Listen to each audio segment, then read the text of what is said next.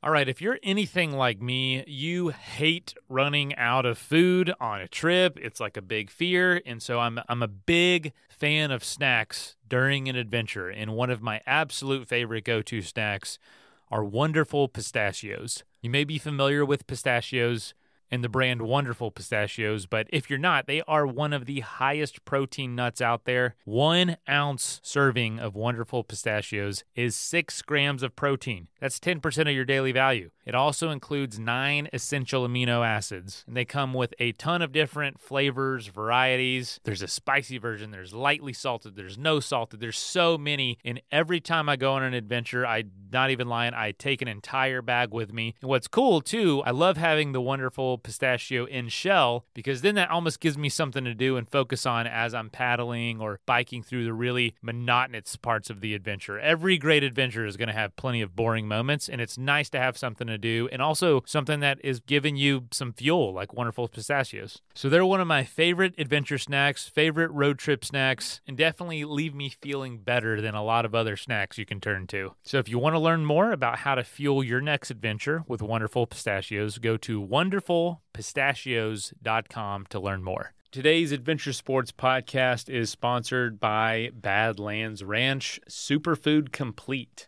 Why are so many dogs suffering with health issues? Well, Katherine Heigl, who's helped save over 16,000 dogs through her foundation, says she is seeing more issues with dogs' joints, odors, and health than ever before. And after doing tons of research, she feels the one place that we can do the most good for any dog's health is their food. So she decided to create something that she could feel good about her dogs eating, and it's called Superfood Complete. It's made with over 30 of the healthiest ingredients on the planet, including several superfoods vital for dogs' health. I have an aging dog who has had some joint issues, and he is absolutely loving the Badlands Ranch Superfood Complete. And I feel a lot better knowing I'm doing a little bit more to help him with his aging joints and some of those issues that are now popping up. If you want to try it, go to badlandsranch.com/ASP and order right now to get 50% off your regular price order with a 90-day money-back guarantee. If you want your dog to experience all the incredible things, go to badlandsranch.com/ASP.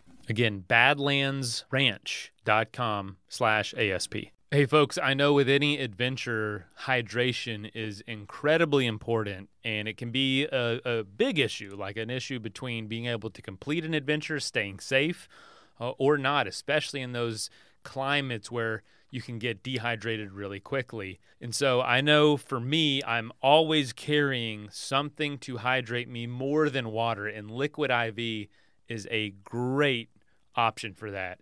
Sometimes water just isn't enough, but you don't want to bring sports drinks that are full of sugar and tons of crap. And that's why I'm a big fan of the #1 powdered hydration option in America, because you can save weight, you can add it to the water that you purify and filter on your own. It's 3 times the electrolytes as leading sports drinks. All you got to do is tear it open, pour it in, shake it up if you want to, and then you're ready to go. And they got tons of really interesting flavors like cotton candy, white peach, green grape, raspberry melon, and lemon lime. And I love traveling with them because, again, you don't have to carry all the liquid, just the powder, and then mix it in. So turn your ordinary water into extraordinary hydration with Liquid IV. Get 20% off your first order of Liquid IV when you go to liquidiv.com and use the code ASP at checkout. That's 20% off your first order when you shop Better Hydration today using promo code ASP for Adventure Sports Podcast at liquidiv.com.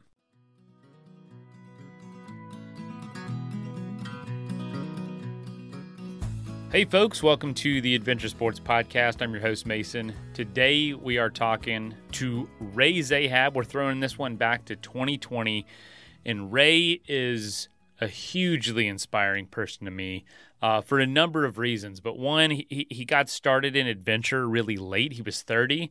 I'm older than 30 now, but he was 30 and he described himself as a 2-pack-a-day smoker. Just didn't like the way he was going. And his brother, his younger brother, was pursuing a healthier lifestyle, and he was inspired to make a change. And he wanted to almost immediately do a 100-mile ultramarathon, and then he won. And Ray has done so much, and today we're going to be talking about running across the Sahara Desert, one of the many, many things he is known to have completed. And also, since we had this conversation, Ray had gotten cancer and has beat it and is chemo-free as of last year. And it was just wild to see that. We should honestly have him back on to talk again. But I remember first learning about Ray through this documentary he filmed called Running the Sahara, and it was produced and filmed by Matt Damon, the famous actor. And I remember seeing this. It was on Netflix. And my friend in college and I were like, what is this? We were just getting into like documentaries. I hadn't done anything like this yet, anything long, adventurous. And we saw this and thought, that is wild. We watched it. I was so blown away. And to be able to talk to him now, a really cool full circle moment. And this was a special conversation a handful of years ago. So I hope you enjoy. I hope you follow Ray. He has also made an enormous impact on the next generation, multiple generations of adventurers through a nonprofit that he helps run and has founded, impossible2possible.com. It's an organization that inspires and educates young people through adventure learnings, inclusion, and actually doing adventures.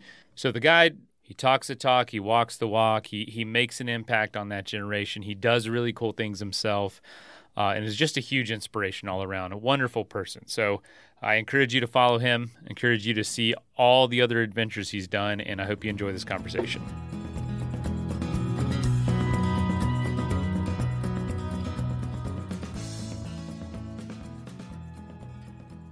All right, folks, welcome to the Adventure Sports Podcast. Very exciting episode today. I'm pretty stoked because after doing research on Ray, I didn't put these things together, but Ray, you were really early on as part of my inspiration. I remember watching the your Sahara Desert crossing documentary back in probably 2010, right before my first big adventure. So Ray Zahab, welcome to the show. Thank you so much. Jeez, like that's a trip down memory lane. That's a long time ago. Yeah, man. No kidding. A friend invited me over to watch that, on a weekend, and I watched that. And I didn't know things like that were being done at the time. And so I was in college, saw that and thought, this is crazy. And not long after that, I went on my first bike expedition, just bike touring. And so thank you for that, man. Thank you. But I don't think you were mentioning a little bit before the we started the episode. That's not where your life started. Could you take us, kind of what you were doing early on, maybe where you grew up and what your childhood was like? Absolutely. But a funny story before I get to that, I got to tell you about running the Sahara, which is what you were referencing before. When we finished the expedition, so 111 days, 4,500 miles, so that's roughly 7,500 kilometers of running across the Sahara. When we reached the Red Sea on the last day and it sort of first hit the media, nobody would pick up the story because they didn't believe that it was real until they heard, that there was this documentary film, right, being made, and Matt Damon was the producer and all this jazz. Then people were like, oh, okay, so it's got to be real then, and I remember that being sort of a funny thing, because to be perfectly honest with you, dude, I thought for sure there's no way I was going to make it the whole way. I didn't think so. And this sort of alludes to the first point, because when I was running with the guys, with Charlie and Kevin, across the Sahara, literally I started running. That was 2007. I started running, give or take 3.5, 4 years before that was when I started running. And the first foot races of any kind that I was doing were ultra marathons. I went right from, not running to running, to running these ultras. But to back up even before that, to directly answer your question, until 2000, until I was basically 30 years of age, I was like a pack a day, 2-pack a day smoker, typical. It seems you hear a lot of that sort of in the adventure world, but I'm like this reformed, unhealthy person that was like a heavy drinker and partier and abuser of various chemicals. And then, you end up, deciding that you're no longer happy with the direction that your life is going or not going. And you just want to genuinely be happy. And so I'm very lucky that in my life, I have a younger brother. He's a year younger than I am, my brother John, and he was into all these cool sports like ice climbing and mountain biking and paddling, and he was doing all these amazing things in the late 90s, and that were so uh, I'm going to use the word formative for him. Like he was really finding out who he was by doing these things, and it was defining who he was. Like he was just like Mr. Confidence by doing these things. And I thought, wow, if I could just feel a little bit like he did, maybe my life would be different. And I really didn't feel like I had anything to lose, so I convinced him to start taking me out doing these things. And it would take me, it'd take me 3 years to quit smoking. And it was one of the hardest things I've ever done in my life. And I know for a lot of people out there, they'd be like, big deal, did it in a day. But, if adventure has taught me anything, it's that the most difficult things that we face, the challenges that we go through in life, are very relative to us as individuals. You can't compare your personal experience. So at any rate, he Mhm. got me into this stuff, and it changed my life 180 degrees. And eventually, 7 years after changing my life, I find myself running across the Sahara. Right?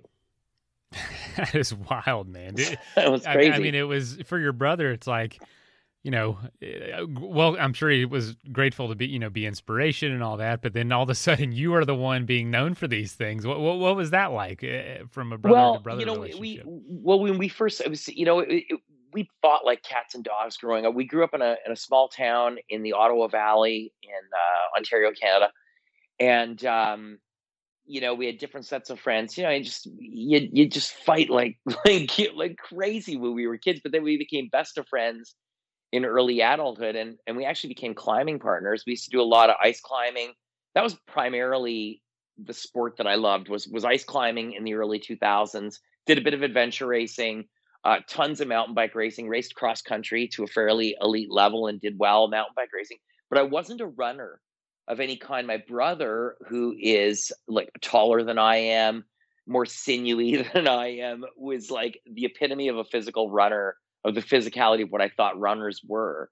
And so that was sort of his gig, and my gig was hammering my mountain bike down the trails. I loved mountain biking, and that's sort of where we diverged. But it wasn't until I read an article about ultra marathons in an outdoor magazine that I was compelled to try my very first ultra marathon, which was a 100 miler in the Yukon. And not only did I finish it, but I won it, and it just sort of set in motion a different standard of what I thought I might be capable of, or what human beings thought they were capable of. Like I just realized that running was going to teach me that we as human beings are capable of so much more than we think we are.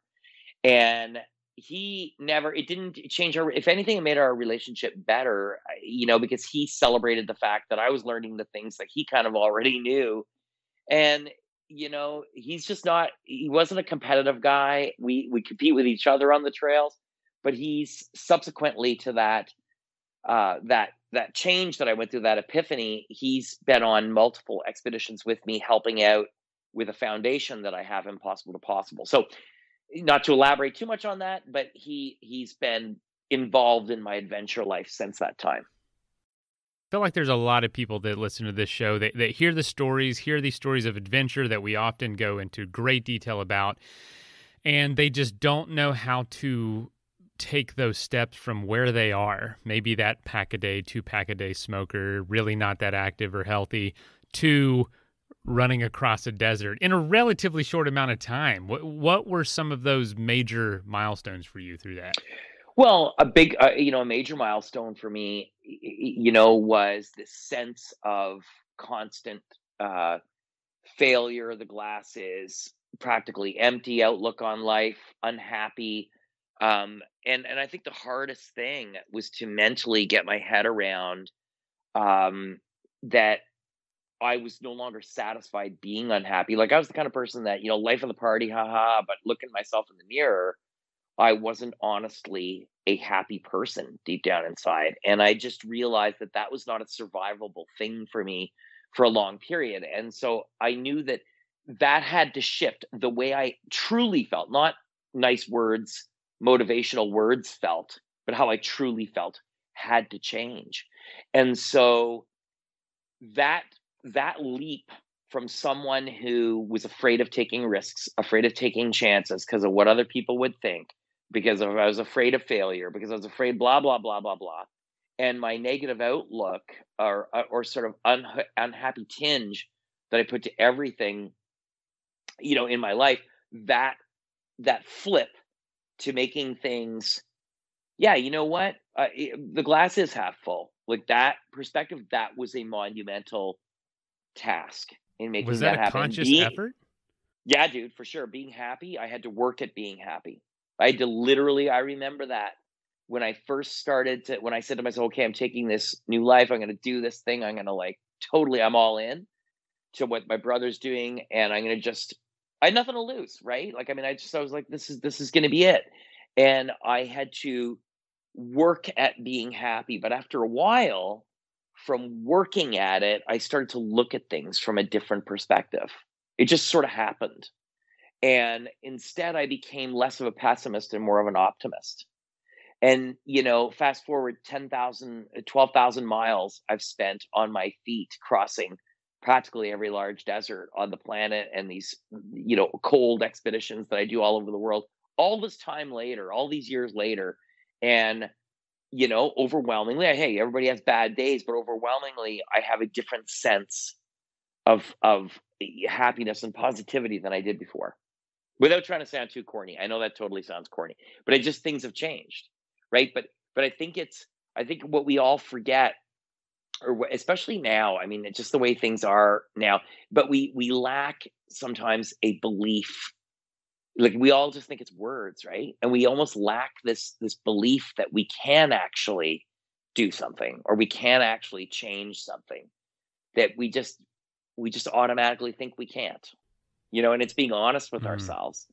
And I think that when you're willing to just the very first time, you know, put your foot out there and try, that's very empowering. It's I remember, look at an analogy I always use is that, and I remember what it was like. I still remember like exactly what my first 30 years kind of felt like, right? And it's like walking into a room that's lit, right? And then all of a sudden the lights go out and you have some bad times, right? Well, you know where the light switch is. You've lived that other side. You know what darkness feels like and you know how to, brighten the room up. But if you've always, if things have always been perfect or status quo or whatever, you never really learn. So that adversity can sometimes be a good thing. And then you build a resilience from it. But somebody asked me the other day, well, I'm sitting on the couch. I want to do something. I was where you were. What would you tell me? And I said, you know what? Walk to the door, put your shoes on, and go outside, come back in, take your shoes off, go sit back down on the couch. Next day, walk to your door, put the shoes on, walk to the end of your laneway or your block or whatever, and then turn around, walk back, take your shoes off, sit down on the couch. Each day, add a little bit to it. Like metaphorically speaking, you don't run a marathon without taking your first step, right? So it's like that mindset, you know?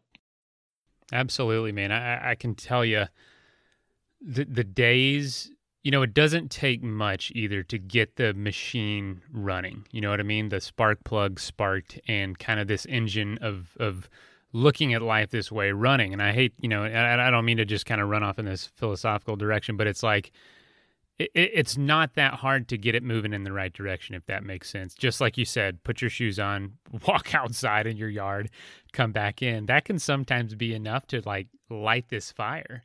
And so Absolutely. for you, it is a climb. You look at your biography and it's like every year, the early 2000s, just something here, something there. And then it just grows.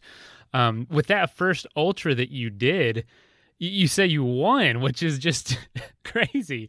Were you expecting to win, or was that a surprise? Dude, it was just a unmitigated disaster from the time I entered the race. I thought there's no way, right? But here's the crazy thing. Like the reason I entered the race in the first place, I read the article in the first place because I thought it was something that might interest my brother. And I thought, I'm going to read this article because look, it says marathon in the title of the article, ultra marathon. I'm going to read this. This was like in the late 2003 when I read this article. This is something my brother would love. So I'm reading about this Yukon Arctic Ultra, But it was the photos in this magazine that were of, and subsequent to that, going on the internet and researching it a little bit, of regular people. Like these racers looked like normal people. They didn't look like marathon runners from the Olympics. They looked like normal people, like normally sized people. There was people of all shapes and sizes. And I thought, this is amazing. Like, this is obviously not just a physical thing. These people know something about themselves to have the confidence to go and do something like this, right? So I was like, I want to know what it is they know. And it went from me picking up this magazine and reading this article to tell my brother about it, to the end of the article and subsequent search on the internet, deciding this was something that I wanted to do without any real running experience. Like I said, I'd raced mountain bikes at a fairly elite level. And so I raced all over, and I did some adventure racing as well. So I knew how to take care of myself in the outdoors by this point, but running for 100 miles was a completely different thing. And so, as you can imagine, I didn't have any money in those days. So I had all kinds of borrowed gear, and you drag a sled in this race with all your mandatory gear that you need. And, I had a plastic kiddie sled from the Walmart. That's what I dragged. And I made it to like the 50-mile mark in this thing and thought, that's it. Like, I am totally done. My legs were killing me. And I thought, there's no way that I can get to the finish of this thing. Like, I am out. And there wasn't very many people in this race. So I was totally alone in the middle of the Yukon, in the middle of the night, right? It's 40 below. And I sat on my sled, and I contemplated, what am I going to tell all my friends back home that told me, like, in the 30 some odd years of bad decision making, dude, this is like the kahuna, right? Like, this is the big one of all bad decisions, coming here to do this thing that there's no way you had a chance of finishing, and you blew every dollar you had to get here. I mean, what a disaster. But this other, thought in my mind sort of welled up, and it was like, well, what the hell? Nobody gives a damn. Like, I mean, I entered this race for me because I wanted to do something, to learn something that I thought other people learned about themselves in doing this thing that I read about. So what the hell? Like, I mean, as much as my feet are killing me and I'm frozen and I'm like scared out in the woods, like, I came here to learn something, to just go until you can't take another step. And it's like, I just got up off of this sled and started dragging it through the woods on these crazy trails. I just kept telling myself, go as far as you can, go as far as you can. And I promised myself that if I like fell to my knees, if I couldn't take another step, that I'd be happy going home, because it would take pushing myself beyond any limit that I'd ever had. Like, I'd go beyond any mountain bike race that I ever did, like, just give her until I had nothing left, and then see if I learned something from it. Like, that's where I put my head. And one thing led to another, and I got from that 50-mile mark to the end, and to my own disbelief, one, that I'd never wanted anything like this in my entire life. Like, I crossed the finish line, no one was there, because I was the first one to get there, right? So, I mean, it was ridiculous.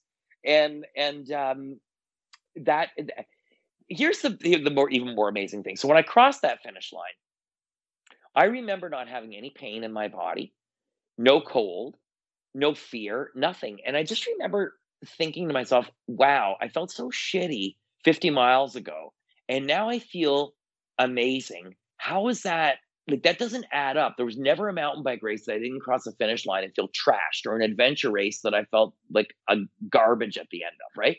But I feel better. Like, how is that? And I realized that it was running specifically itself that was going to teach me that I could go beyond any physical or mental or emotional limit that I think I have. And that the only way to really figure out how I did that was to continue doing these ultra marathons. That's how I got into running. I mean, it wasn't like, okay, finally I found something that I'm good at. I'm going to like really stick to this and just crank this out as far as I can. It was more like, well, that's amazing. I don't know how that exactly happened. I got to do this again somewhere. And I started entering these races all over the world, It's awesome. So that's how it started. That's right. And then it led to running the Sahara, right? So then I met these guys. Yeah, I was going to ask, tell us about how that came about. Because that's a big jump from an ultra. Ultra's huge. Ultra's huge from jumping from a pack a day of cigarettes to that. then running across the Sahara is an even bigger jump for sure. Well, so I was doing these ultra marathons. Like I was traveling all over. I went to Libya. I went to Egypt. I went to Morocco. I was doing these. I chose to do the ultras that were more adventure-y because they kind of the one aspect I loved about adventure racing is you're out in the middle of the woods and you're navigating, and I just love that whole aspect of it, right? So I decided to do ultras that were kind of more adventure-y. I just love that whole aspect of it. It was really exciting and new for me. So I would pick these races that were in far off places where you'd have to carry a bunch of gear or find your way or whatever. So I did a race in the Amazon. I did a bunch of different ones. And through these races, I ended up meeting Charlie and Kevin, the guys that I would run across the Sahara with. And we came up with this idea after doing several races in different parts of the Sahara Desert. How awesome would it be to run across the entire Sahara Desert? And of course, me, like I didn't attend very much school. I'm one of these again, I, I, well, we'll leave that where it is. And so I didn't have my knowledge of geography of North Africa wasn't exactly accurate. So I was thinking, how far could it possibly be, right? So when I finally commit to this thing, and we realize how far it is, and then the numbers start to sink in. You're thinking, oh my god. But I always tell people it was 6 degrees of separation, serendipity involved as well. But Matt Damon heard about this project and wanted to get involved, and so they decided to make a documentary film called Running the Sahara about Charlie, Kevin, and I and our 111-day journey right across the Sahara, and then use that as a way to fundraise and create awareness for the water crisis in North Africa. And so the expedition itself was obviously, as you said, a dynamic shift from ultra racing. It was the first expedition, it spanned November 2006 till February 2007 for us to get it done. We crossed 6 countries, including all of Libya and Egypt, places I'd been before, but to go entirely across these countries was amazing. And then leaving that expedition and actually being able to finish it and do it, I knew that was the direction that my life would go in after that. And that I loved this concept of taking on a challenge that was open-ended. I didn't know, realistically, deep down inside, I didn't know if I could complete it. And I love that not knowing. I love not knowing what the outcome was going to be, the unpredictability of it. I love that. I love the complications of logistics. So projects I've done since then have become infinitely more complicated with navigation, logistics, location, all of these things. And so it's kind of like it just sort of took a life of its own. I just knew that was what I wanted to do. And simultaneous to that, I also decided that I was going to start a foundation that would give young people an opportunity to learn the same things about themselves that I learned through ultra running and running the Sahara. So I started Impossible to Possible as well, same time with Bob Cox.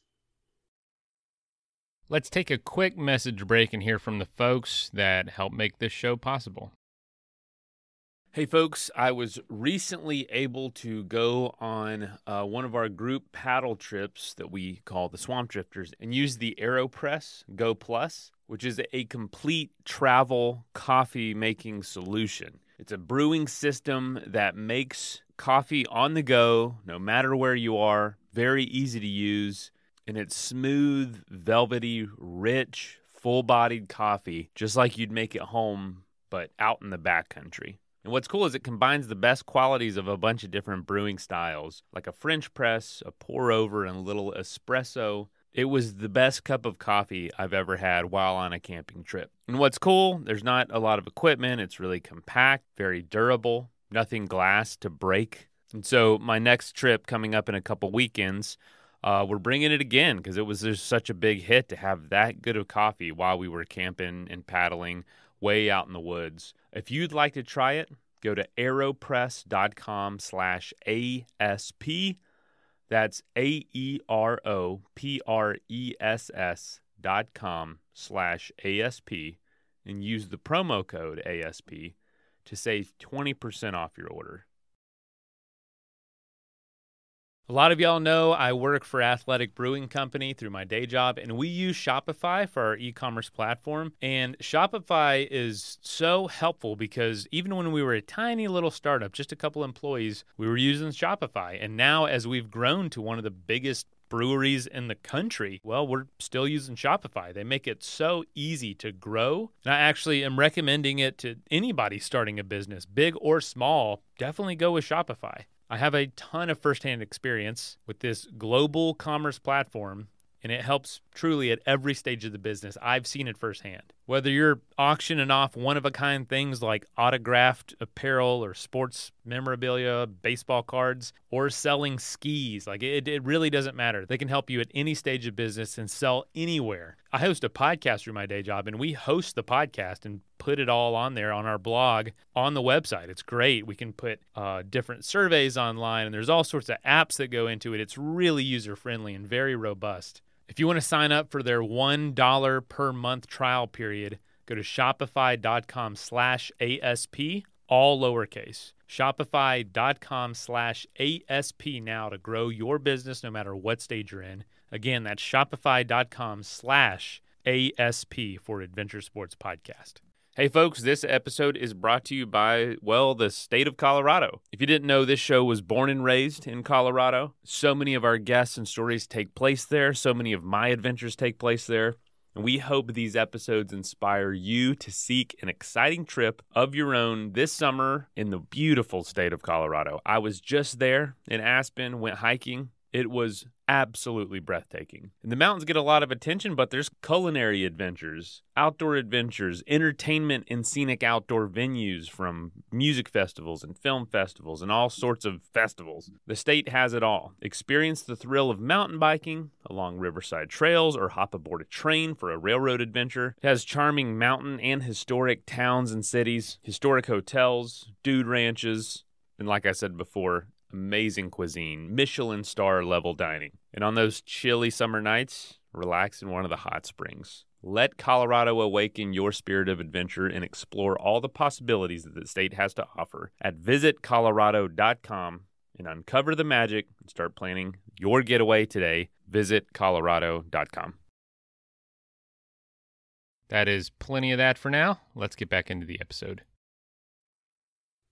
Bob is the one that got us connected, and Bob is fantastic. And I wanted to kind of hear, because, you know, a lot of the athletes, especially, you know, these personal expeditions, you know, a big life change, you hear these stories, and it can come across as their adventures, their adventure resume, and it's kind of all about what they can do next. And it seems very...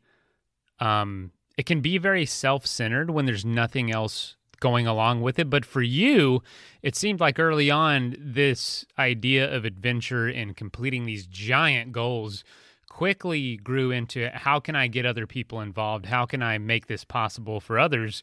You know, what led to that process? What led to kind of that thought around that? And how did you go about chasing that?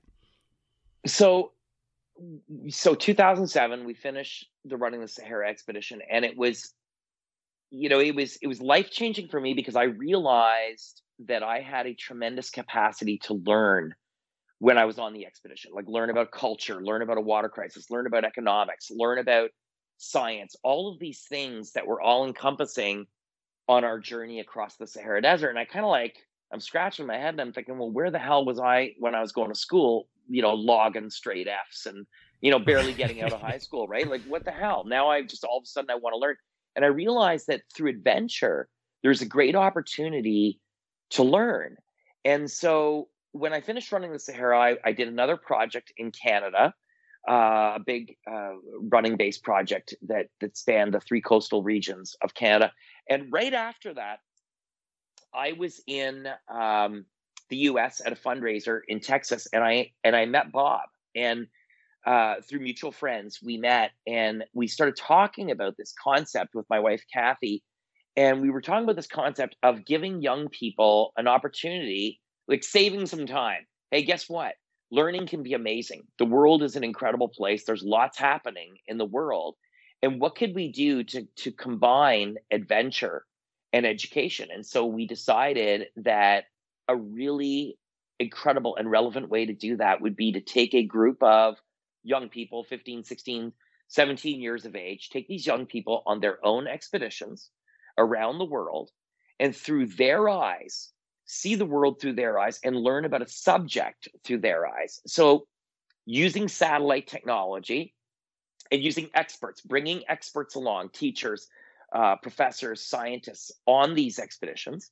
You could take, for example, a group of kids into the central Amazon jungle, trek for 100 miles through the Amazon from one indigenous community to the next, learn about biodiversity, play it out through a live website to classrooms all over the world. You can have tens of thousands of students on the other end, hanging on every moment that these kids that are their age, their peers basically, are out in the jungle doing this incredible thing through the Amazon, learning about biodiversity from the people that live there. It all of a sudden becomes a compelling and relevant subject, and something that young people want to learn about. And so it was really important to me that if I was going to continue doing my expeditions, the South Pole expedition or the run I did across the Atacama Desert or any of these projects, that they would be used in a way to not only communicate with students who follow my own expeditions, but also fundraise for the organization Impossible to Possible. So all of my expeditions since running the Sahara have been in support of Impossible to Possible. And all of the Impossible to Possible expeditions are 100% free for the youth that go on them, for the schools that participate, and for the staff that volunteer to come along. And we've done, I don't know, Bob would know exact numbers, 15 or 16 youth-based expeditions to this point. We've done so many I can't even remember, to the most remote parts of the world. So we've had youth ambassadors on these trips from all over the world, going all over the world, and their experiences, they become the heroes. It's their expeditions. And we use my expeditions as a way to leverage partnerships and sponsorships to keep everything free and Impossible to Possible. I hope that's making sense. And so, I remain a volunteer in the organization because it's my passion. It's what I love to do, Can you tell us maybe a story of an expedition or something that happened on an Impossible to Possible expedition where you thought to yourself or realized, like, this is exactly why I'm doing this? Oh, every single expedition. I mean, honestly, every single time. But I think there's been a couple of really amazing moments, and they're not necessarily the ones that are like the corny moments that you would think. Obviously, there's the drama, right, of kids, like, or young people. Forgive me for using the word kids, for these young adults learning about how extraordinary they can be, right? You see it in their eyes. Like, you're 17 years old, you're trekking through the Amazon jungle. Forget it. I mean, for the rest of your life, there's nothing you'll do that you'll come into, hardships or walls in front of you later in life, and you'll be like, yeah, but when I was 17, I trekked across the Amazon jungle. I can do this, right? So adventure teaches that resilience, right? So there's a million of those stories. But we did a youth expedition one year in partnership with the University of Utah and the BLM and in Utah. And we were studying the rise of the dinosaurs. And I'll never forget seeing this group of youth ambassadors basically digging for dinosaur bones, like having their hands on dinosaur bones in this area of the Grand Staircase outside of Kanab, Utah, and working with the paleontologists. And that connection with classrooms where the students, like thousands of kids from around the world, are tapped in on a live feed for this like one segment of one day of this expedition. And everybody was so stoked to learn about dinosaurs in that moment. And I thought to myself, like, this is like totally what it's about. It really is, for me. And so when I'm on my own expeditions in some far off part of the world, I'm thinking about moments like those, because that's what compels me to get to the end of my own projects and keeps me going on the next one, because for me personally, it's purposeful. You know what I'm saying? That I get to do these things that I love to do, but use them in a way to support the thing that I'm the most passionate about. It seems like an amazing balance between still being able to go after these goals of yours, not letting it become too self-centered, of course, but making an impact and using these skills to change the world, as corny as that sounds, but it's essentially what you're doing through adventure, through getting young folks out there to have their own experiences just like you've had. Yeah, well, I think I wouldn't say, definitely I don't feel like I'm changing the world, but I do, I do feel like we are making an impact with the people that we are connecting with. Like, even if I'm on my own expeditions, like, we crossed, Lake Baikal, Siberia in winter 2010, myself and my buddy Kevin, unsupported, self-contained, hauling sleds, minus 45, storms, the whole nine yards. But we brought the satellite equipment. And between the time zone changes between Siberia and the schools back at home, US and Canada, we would be like, middle of the night or whatever, and we'd fire up that satellite beacon and we would do live video conferences with schools or live sat phone conference calls with schools. And it was just so energizing to hear how excited students were to be part of my own expedition, or like I said, with the youth expeditions. So I think that that's the thing about adventure that is such a powerful thing. It's such a powerful way for individuals to learn about themselves, but it's a powerful way to share in general with those that are participating as well. How do you choose the next adventure you're going to do? Because it seems like correct me if I'm wrong. It looks like you choose 1 to 2 large adventures to focus on each year. Yeah, so it's an awesome question. And so I kind of I've had a list since running the Sahara of the places that I Right. wanted to cross, and it takes me years sometimes to plan. Kamchatka took 4 years of planning. I knew that I wanted to cross the Gobi Desert. I try to cross the deserts in summer, when it's summer in the deserts, if ever possible, and I love going into the Arctic and colder regions in the middle of winter whenever possible. And I do projects as well on the outside of those parameters. But so I pick the places that I'm really truly passionate about. It's where do I really want to be? Being in the Gobi Desert in Mongolia, and again learning so much about such an incredibly vibrant culture. There was just so much to learn. It was something that I was really excited about. It was a compelling component for me, even though huge parts of that desert. Look, I was solo on that expedition. With minimal resupplies.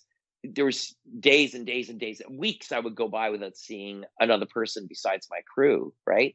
But then there were those 3 or 4 communities remote desert communities that I ran through, where it was this amazing interaction and amazing things for me to learn about while I was there. So I picked the expeditions based on places that I've dreamed about, that I really want to go to. Um, and yeah, that I want there to be a huge amount of challenge obviously involved, but it's not about that. It's really about a a love I think I have for the place that I want to go, but I don't really know until I get there. There are parts of the world too that I like, the larger deserts like the Sahara, the Gobi Desert, the Atacama, the Patagonian, the Namib Desert. I've crossed all of those on foot. Would I cross them again? No. I go back with clients to highlights, and that if I'm guiding to very specific regions of these deserts, but or youth expeditions. But for me personally, there are a few places that I do go back to. I've been to Death Valley a number of times doing projects down there. I love it there. Baffin Island, I've crossed it 9 times. It just there are parts of the world that I love to continue to visit, and that I just find fascinating in exploring them in different ways. But they're shorter trips in a sense that I can explore them from a different perspective, right? So typically, as you said, it's like one longer project I do per year, and then I got to fundraise. I got to, it's not cheap, so you got to you got to make that happen, right? And then it also has to be relevant to the next youth expedition that will come after it as well. So, Man, very cool. It's just such a cool concept to tie it all in together.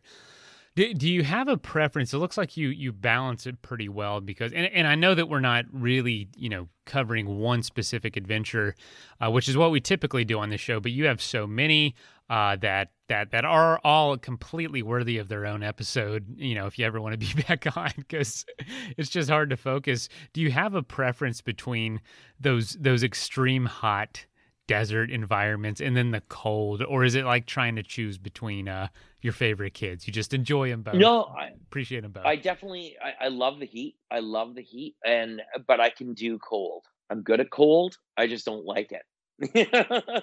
The problem is the coldest places are some of the most beautiful. Like the Canadian Arctic is extraordinary, and the Canadian Arctic in winter is even more extraordinary. So the price to pay for that is it's extremely cold, very, very cold. Like on my last expedition, I had winds in the minus 60s. It's cold and dark in the winter. So, but I do love both ends of the thermometer. Both crossings. I did a off-road crossing of Death Valley National Park with my buddy Will. I did that north to south, and I also did west to east over the Panamint Range and over the Amargosa Range, crossing through the Badwater Basin. Both of those trips were in the middle of summer, and so I love that, being there in those. And the same goes for the Gobi Desert, which was a few thousand kilometers, the Namib Desert, which was close to that as well, et cetera, et cetera. Those were all in the middle of summer.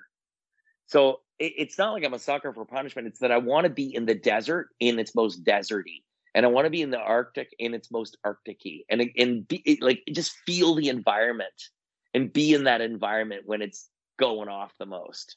You know what I mean? Right, when it's going off the most. That's It's hilarious. it's like the colors of the sky, and like just the heat, the rays of heat, for example, coming off the basin at Death Valley. It's just amazing to see and witness. I once biked across Death Valley, east to west, in the middle of summer, January. No, I'm sorry, July 29th. And that just about did me in. I'm not going to lie. It was really difficult. So I can't even imagine being on foot doing what you were doing. How do you prevent yourself from going, having a heat stroke or stuff like that? Is it a level of training? Because you don't do this. I mean, you have a life, you have a family to take care of. You have these other things you're doing, the business side of this, that takes a lot of time. How are you able to prepare your body for stuff like that? Well, it's an interesting thing, because using the Death Valley expeditions as an example, they were both off-road expeditions, completely off-road.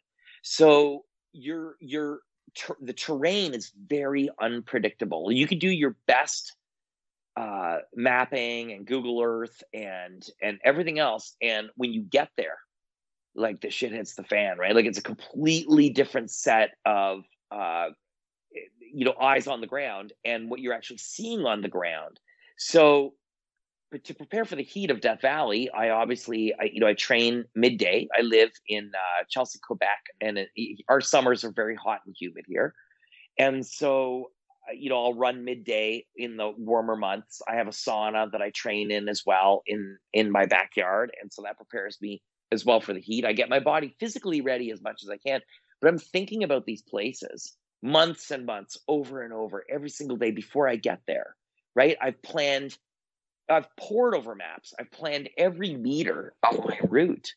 But still, last year in July, when Will and I did the west to east that was in 2019, July 2019, when we came over the Panamints, we had a cache buried at the base of the Panamints. And so when we started up over Panamint Pass and then came down the other side, even with the best research we could do and any intel that we could get, we were in a part of Death Valley that is so infrequently, if ever, visited. And we got into the top of Johnson Canyon, where the overgrowth was so crazy that it was this almost impenetrable mess of it. It was all like being in the jungle in Death Valley. Like, you would never think there was this much vegetation, but it was just so thick. Wow. And at one point, we knew we were about 50K from a cache, and it's a billion degrees out. And we knew that we'd be filtering as we made our way if we could get down to these streams. And the stream that I had planned all along filtering from was underneath a minimum a yard of matted and compressed vegetation. So we had to dig down through this vegetation, which was like just like I don't know how to describe it to you, like a spider's web vegetation to get those filters down into that little trickle of water that was down there, to cool ourselves. How do you plan and prepare for that? You can't, right? You just have to, after, the experience of knowing that these things can happen and an ability to stay calm in a situation when bad things are happening or when could be potentially happening. It's that collective experience that keeps you the most prepared. The physical aspect of getting ready is nowhere near as hard, right? As that aspect. So I guess you could say it's a collective experience from being on so many different expeditions and being in many different scenarios in all the hot places on earth that kind of prepare me for that one moment in Death Valley when we only have a trickle of water to rely on. Does that make sense? Absolutely. Absolutely. Now, this might also be like, choosing between your kid about which one is the favorite. Is there an expedition that you've done that might stand out as maybe the most impactful or one of the most impactful, or something that really, when you look back on your resume so far, you think that one really changed me? Well, I mean, they all change me, and I'm not trying to avoid the question, but honestly, I don't tend to look back too much, right? I just try to glance in the rearview mirror and learn from what I've done and push it forward into what my next expedition is. I try to be totally focused on that, and the stuff that I'm doing with Impossible to Possible. I have two daughters that are 12 and 9. They're big into trail running. They're flat water paddlers. They're cross country skiers. They're into all this stuff, and they love being on the trails. We live on the trails for that reason. And I have a filing cabinet in our front hall, and it's got any magazine articles I've done of these adventures, any of this stuff, awards, all that kind of stuff is all tucked away. None of it is on our walls because I don't want it to be about what I've done. I want it to be a place where my daughters can develop their own love and passion and sense of confidence from what it is that they're doing through the things that we do as a family or through their own sports. You get what I'm saying? So I approach my expeditions in that same way with as much humility as I can and realize that every single one of them is a learning experience. I've almost lost my life a few times, and I don't take it for granted that what I do is dangerous. But I try never to forget that I'm in nature, and I am just a small, tiny speck in these places that I go. So rather than dwell on something in my mind that I think is a great achievement, take the smaller lessons that I can learn from it, tuck it away, any thoughts of achievement, and instead look forward to the next expedition, you know? So tell us about your most recent expedition as well as what you have planned. Speaking of all that. Yeah, so being in a COVID year, right? I mean, I had a really big project planned for this October, a 5,000 kilometer traverse, which is not happening right now. But I'm rescheduling that for down the road. So I'll tell you guys about it. Maybe you'll have me back on someday and I can tell you more about it then. So I don't jinx myself. But the last trip I did was something that I had always wanted to do. And it's a place that I love in the Canadian Arctic. It's an island called Kikik-Tarjuak. And right off of this island is basically the waters of the Davis Strait. And so my goal was to cross from Kikik-Tarjuak across this, I'm calling it the Davis Strait, but the body of water changes its name. It's the sea ice, though. Cross the sea ice over to Baffin Island, then cross Baffin Island and continue into the fjord on the other side, and then get picked up. And so my goal was always to do a January crossing of this entire region. And this past January, I did that. And it was, obviously it's January in the Arctic. There's very little snow. It's cold. It's very windy. There's very little daylight, just a few hours. Polar bears are a risk. There's all of these elements that come into play, but my goal was to be self-contained and to be dragging all of my supplies with me and move as swiftly as I possibly could. And dude, you just go online and look at my face after, even though I was covered up and everything else, the frostbite was crazy. It was so cold, but I was successful in being able to get across, and just to be able, I'll never forget, there's a region on Baffin Island, Summit Lake, as I'm crossing over this pass, this glacial moraine, and this high pass. And I'll never forget, it was a perfectly crystal clear night. There was a breeze, so it was damn cold, but looking up and seeing the northern lights, it was just extraordinary. Bouncing off the Turner Glacier and Mount Asgard and Thor Mountain in the distance, outlined, silhouetted. And it's incredible. These granite cliffs that are 5,000 feet vertical from the base of Baffin Island, straight up, right? And you have it's framing the northern lights. It's just incredible, Fantastic, man. I can't even imagine. Sounds amazing. Yeah, the stoke level was super high on that one. But I've got various projects planned for down the road. We had a couple of youth expeditions as well with Impossible to Possible this year that were postponed till next year, and we're going to be sticking a little bit closer to home on those youth expeditions. The ambassadors have been selected who will be going on those trips, and Bob's been working really hard at putting together trips that are going to be into some of the lesser known U.S. national parks, which is really exciting. And so we'll be collaborating with schools on delivering virtual, like sort of like an immersive and virtual experience into these regions, which will be really cool for students in the U.S. and for Canada who have not visited the U.S. That's really exciting. And then, hopefully I'll be back to guiding. I've a group of clients that are really excited to travel next year and go to some of these places that I've been. So I'm really excited to take them with me. It's a great way to make new friends, Oh, Ray, I love your energy, man. I love just, going to a place, visiting it, but really scouting it out, seeing what kind of adventure can be possible there, then bringing these young people along with you to experience it themselves. That's incredible, man. Great. Just, I don't know what else to say other than congratulations on that life change you made when you were 30 and making all this happen and inspiring so many people through it. I just turned 30, so I'm very excited about the impact this talk has on me.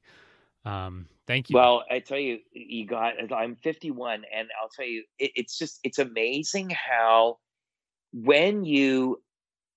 we're all explorers. We all are explorers in one way or another, right? But and it's something that I've learned is that the adventure can be in your backyard, or it can be in the Sahara Desert. It can be wherever it is. But adventure in general and exploration in general just opens your mind to the possibilities of what it means to be a human being, like to what our capacity is, and to the things that we can all do personally, right? So Absolutely. So I would encourage people, just go after the things that you really want to go after, as corny as that sounds, and prioritize. You got one kick at the can. You got one trip on the planet to do things in your life that you don't just think about, that you act on. And if anything, I'm spending the second 30 years of my life making sure I live to that every single day, no doubt. Ray, well, I imagine people can find out more about you at your website, as well as impossibletopossible.com. Is there anything else that you'd like to share with people about where they can find out more about you? Yeah, no, just, so the typical social media, like I'm on Instagram, Facebook. I have a public page with a little blue check beside my name. If people have, questions, I'm always at my public page. I'm never at my other one that's not public. I don't know what the hell you call that. And then, Instagram as well, and Twitter, and LinkedIn, and I'm on all that stuff. And just my website's rayzahab.com. Well, Ray, man, this is cool. I'd love to have you back on at some point and specifically talk about one of your trips. Maybe just kind of really get the marrow out of that, and just hear maybe one that you do coming up, so that it's fresh and we can promote anything that you'd be wanting to promote. But man, I appreciate you jumping on, and I love what you're doing at Impossible to Possible. Let me know how I can get involved. It sounds like a great great thing to get young people involved. I mean, it changed my life to one, see your documentary, two, to go after my own adventure, and just the trajectory of my life is totally different ever since. So thank you. Well, thank you. I'm honored to be here and love to be back again. So we'll make it happen. Wonderful. Ray, thank you so much, man. We'll be talking soon. Thanks, brother. Right. Okay. Catch you later. Right. Bye. First of all, thank you so much for listening. It means the world to us that you choose to listen to this show. If you'd like to help us further, you can leave a review on iTunes, share us with your friends, your family. It goes a long way to grow in the show. You can also support us financially through patreon.com/adventuresportspodcast. Link is in the show notes. And also, if you have an idea of who could be a good guest for the show, we're always looking for people to tell their story about the outdoors or adventure. So if you know someone, please reach out. Email us at info@adventuresportspodcast.com. And until then, get out there and have some fun.